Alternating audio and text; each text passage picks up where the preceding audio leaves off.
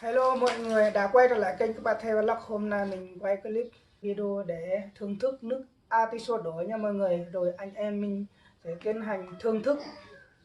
Rồi let's go. Plot này Ya bering. Cemen. Meriah ya. ơi mặt Nước atiso đỏ. ba được nhận đây nó tới qua đấy với YouTube vậy là tôi hay luôn được Hạc la vạ tay nhum ạ. mày biết à Thưởng thức lăng thập về mùi vị nhỉ. Đây là sang ướt làm sang pin ta một đào vô nhá. Mỏ đồ hồng đẹp nha mọi người ơi. bóp không miếng mình vậy Bỏ đá đi. Cho một sao rưỡi.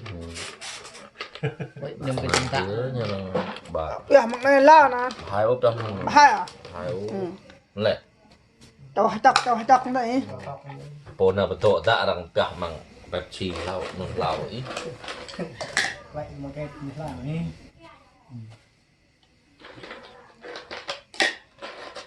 Ê, yang đời đang quên này nhum cà phê này. Ya. Mà ra lại ya bering này này. Hà thùng này. đấy bột Tao yang đời ta lăng ta nhum trong pít hò. Hai sao. ừ. Muốn đuôi cho hai sao ấy. máu tốt lắm đấy mà rồi bạn nằm nè bạn thằn quá mày cứ Ôi ya hem lại. chả hém ham dạ đá Yêu thúc đây. yêu lão con điện thoại của đàn này trời chơi mừng tạo đi này cô này Con này. Vừa lừa ta qua buộc tâm con này. gì tụng có tấm quay Có tâm hồn. cho nói lo ta chờ nhung ta càng mỡ bô nhau càng lẹ lại bé lại tại pháo càng hẹp pít hồng bình ta thì boy en này kết nhập cái nào kết nhập ya nào bình ta lặng ta năm vào pít ô bô nhá càng ta màu trà xé đăng ký rồi bình càng bù kinh đây nhập màu bật chế độ kiếm tiền hả Kèm từ chân bắt cho kèm kênh YouTube nhớ đi này. Chúc mừng ho. Đẹp mà cha. Kèm từ chân lao. Bạn cho. Ya bering nó hot. răng Mà nó chu pan hơi á. Tao ngạ tao ngầm này. này có cái mặt với cặp ta của dạng Một.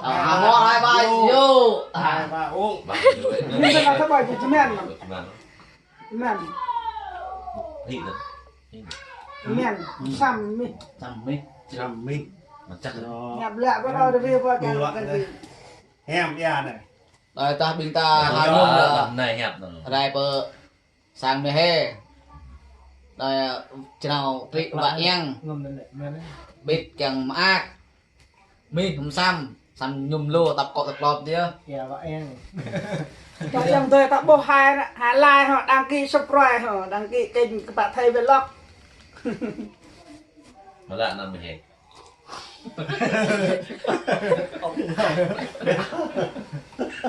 mà mùi ớ Này. thiêu môi hả Rất ngon mọi người ơi.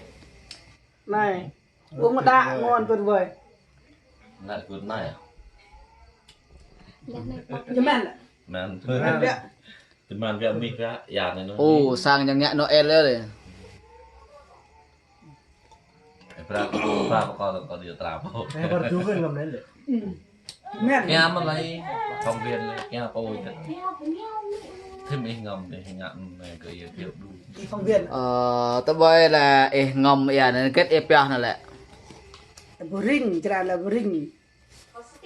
bên cái tầng Là hay gỡ. Là nó ra gỡ ngầm ăn chip đấy là qua chip tôi vẫn ngầm nó này. tum rồi ta tùy nhung nhờ Từ loài mẹ thôi. Mẹ rồi chú pan thôi, lúc thôi rồi. Mà chỉ mọi bên mà pan thôi. Chứ men. mà chắc là nhung lu này họ mắt rồi họ ta họ mình ta Ờ. mình lấy ta họ Mình mặt sẵn. ta Mình sẵn chứ men đấy. có là lưu vô ôi hiếu nhìn coi ôi này hơi tôi có cho này có nhung gia đình này lại cái cả Lời cười bê, cười cái này lại bê. tại vì chắc của bạn yang chắc này bạn này đó bình ta mà lăng hò tum lề này bạn tum bình to biết trong bắt nói là bình ram hầm youtube biết từ tuổi nè là nào ông bố này ơ thành viên YouTube rất là rồi là bình góc ta là màu đuôi ta ạc lẹ mà pan ạc lẹ mà keo này pít trong bố như này các bạn theo cái lọc họ bây giờ ra lần lần chính là Bố. chưa nhất vlog bố vẽ cái nhỏ này người ta ồ là kia nhỏ Ờ. từ nhỏ này po nhà mời em mình hẻm dọm bạn đó này không này Ừ. này cô dọa đậu mô này bố vậy người mua cái gì rồi bố tốt như này cô cái yang về lọc các bạn theo này họ cái cảnh cái sạt leo cái sạt net vlog tivi mót rồi sắp cây có video thì giờ bố vẽ ốc này luôn luôn họ cái đi có lời vào lời mòn dòng ta bình lôi nó màu đọc ác càng hào tốt là ra vẫn nói mẹ he bẹ rồi tốt là càng kênh nhóm một nơi bên nắp đi tôi nó nhớ ta là kênh nhớ đi là những bộ vật biệt là bị bằng bình bộ bình mỏ lăng nè cho nên ông hộ